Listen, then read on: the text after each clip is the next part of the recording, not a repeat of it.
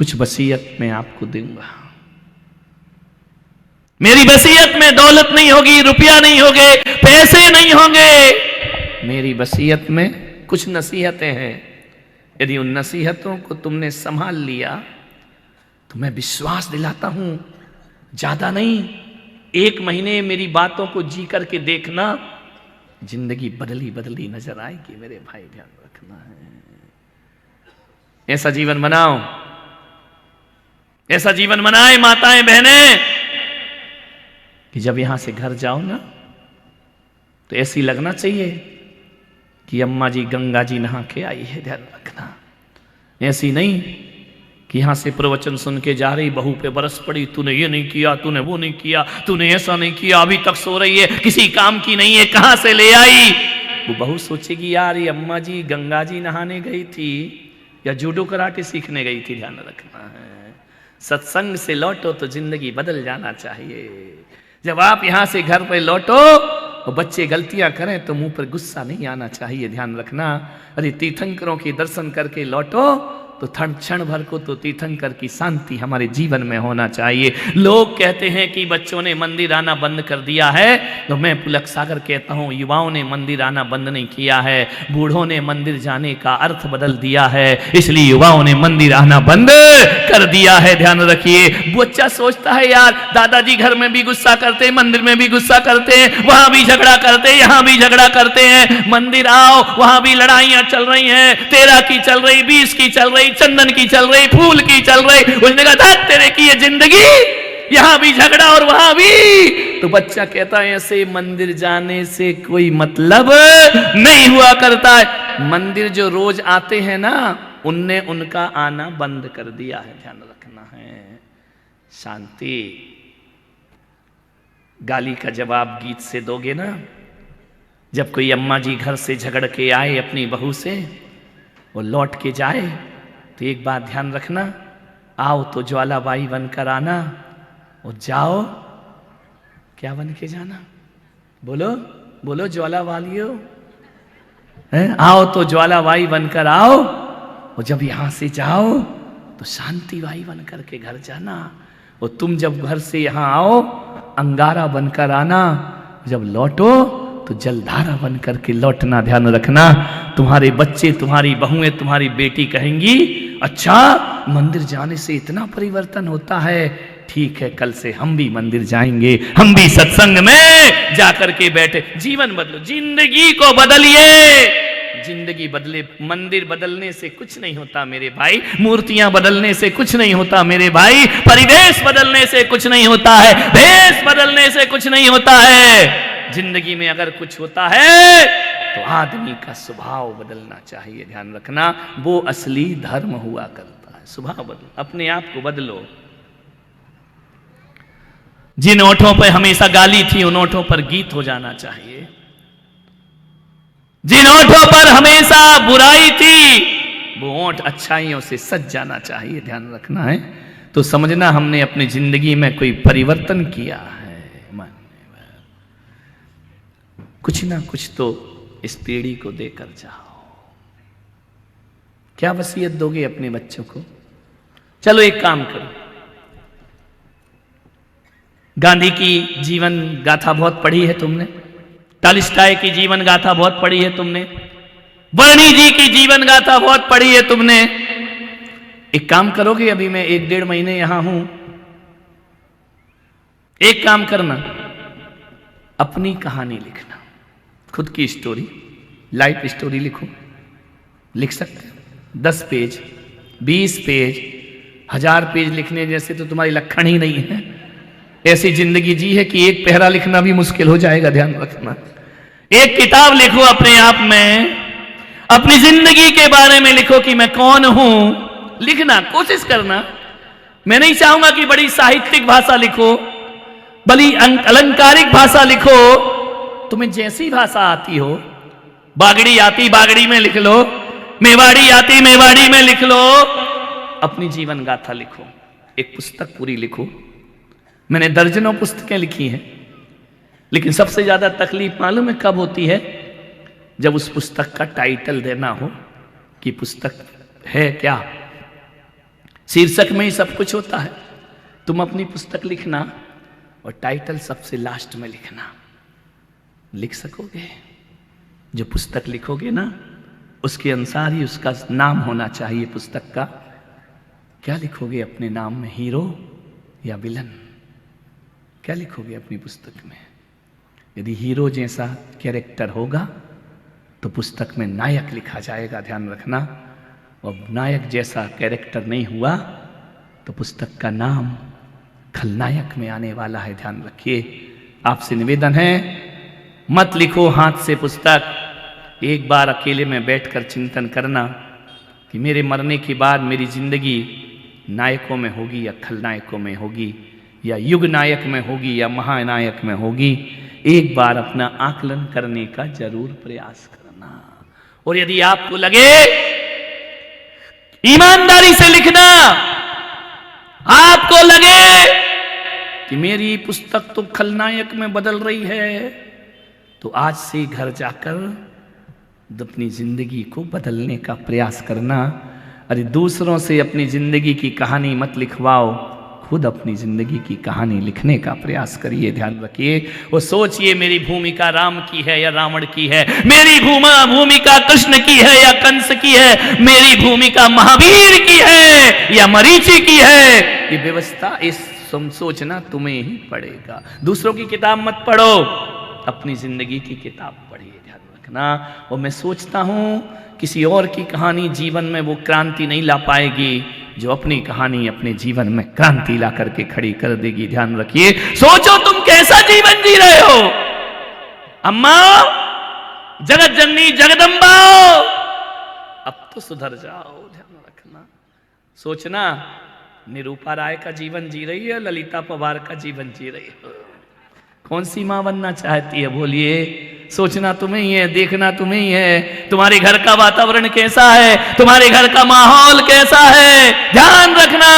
क्या टाइटल मिलेगा तुमको?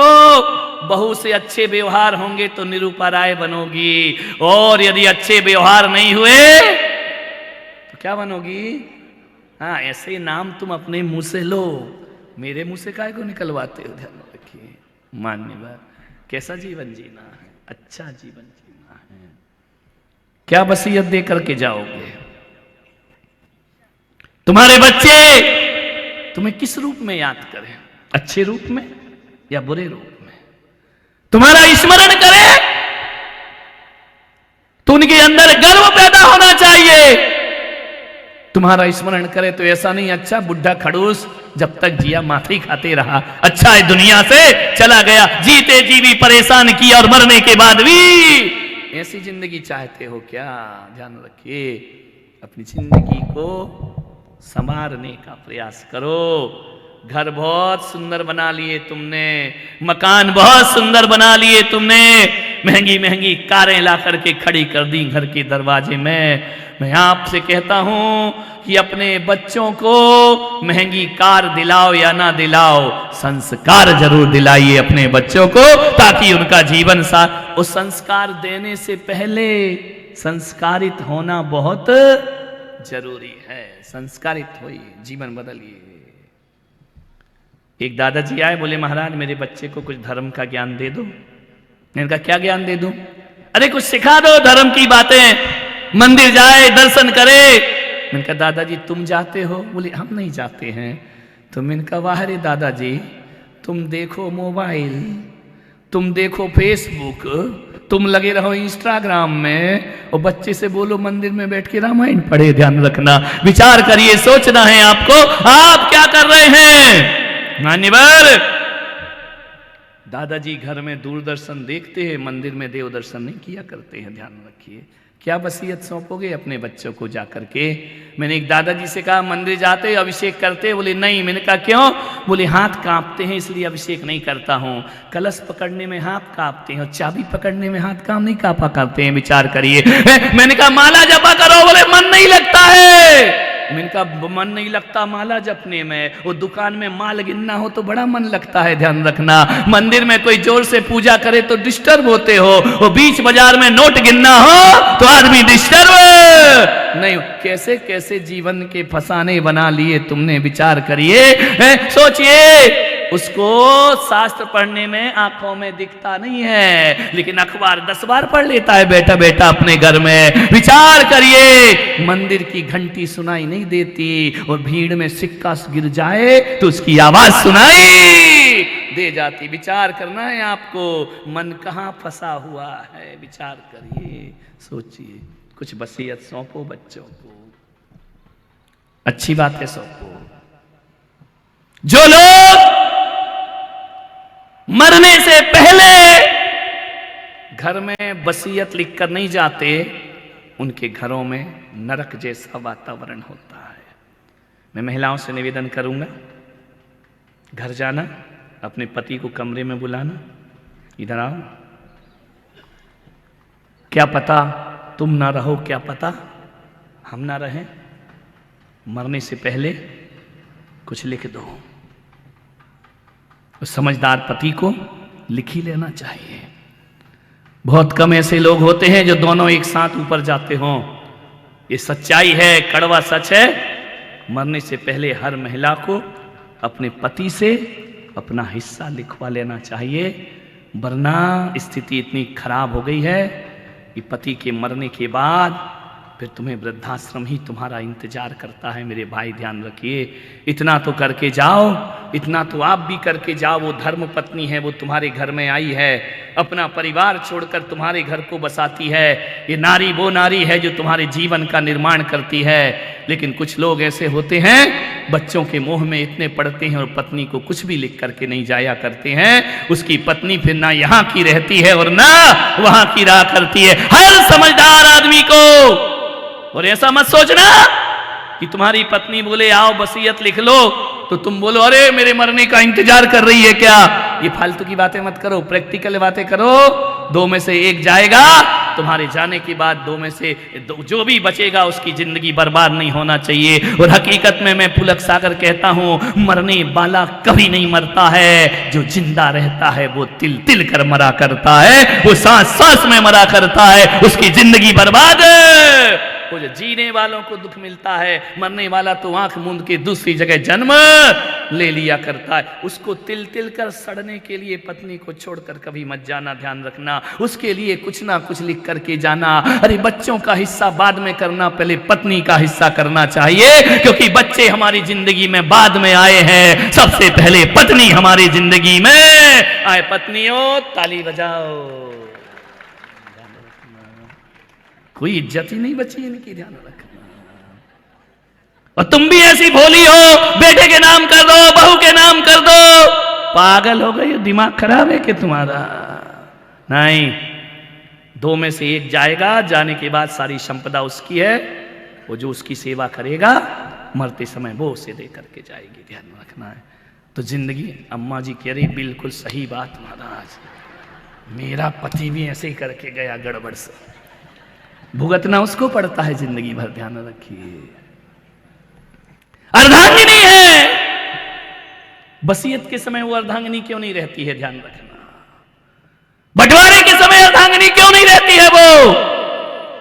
ये महिलाएं वो महिलाएं हैं, मालूम है?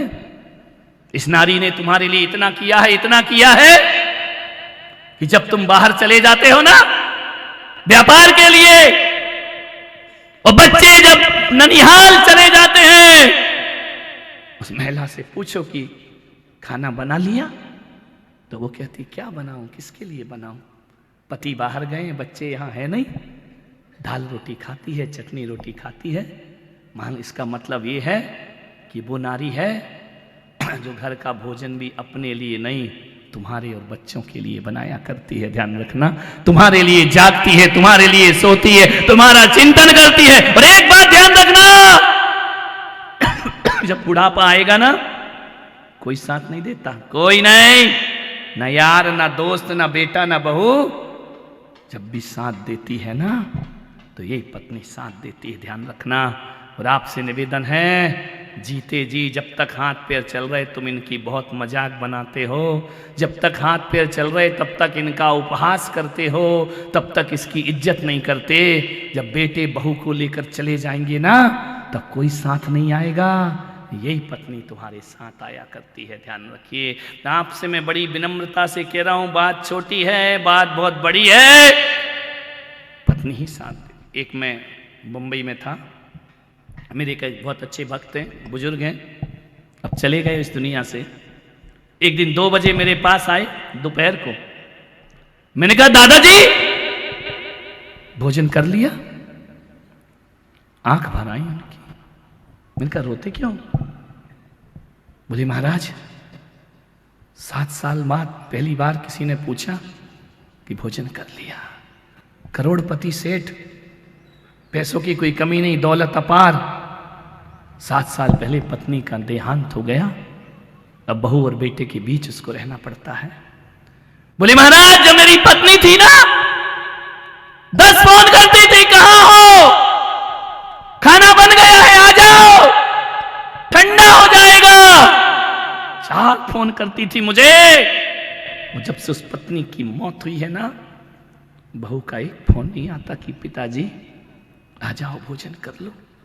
यूं तो भोजन की कोई कमी नहीं है मेरे घर में, लेकिन मेरी बहुएं बना के रख देती हैं। 2 बजे जाओ तो उनको कोई फर्क नहीं पड़ता, 12 बजे जाओ तो कोई फर्क नहीं पड़ता है। पत्नी रहती थी तो 10 बार पूछती थी कैसे हो, कहाँ हो, तबीयत ठीक है, जल्दी आओ, खाना ठंडा हो रहा है। अब घर में कोई पूछने वाला नहीं बचा है। 7 साल में पहली बार आपने पूछा है कि खाना खा लिया, इसलिए मेरी आंखें भर आई हैं। ध्यान रखना, एक बात याद रखना डूंगरपुर वासियों, एक पत्नी तो बिना पति की जिंदगी जी लेती है, लेकिन बुढ़ापा आदमी का बिना पत्नी के बड़ा मुश्किल हो जाया करता है। ध्यान रखना, कोई उसके पास नहीं आता है, कोई उसे पूछता नहीं है। मान्यवर आपसे निवेदन है, अपने बुढ़ापे की थोड़ी सी व्यवस्था करके रखो। ध्यान रखिए मान्यवर, पैसों की ही नहीं कह रहा हूं, नहीं है पैसा कोई बात नहीं है, लेकिन कुछ तो ऐसी चीज हो जिससे तुम्हारी चाहत बनी रहे परिवार के लोगों में। ध्यान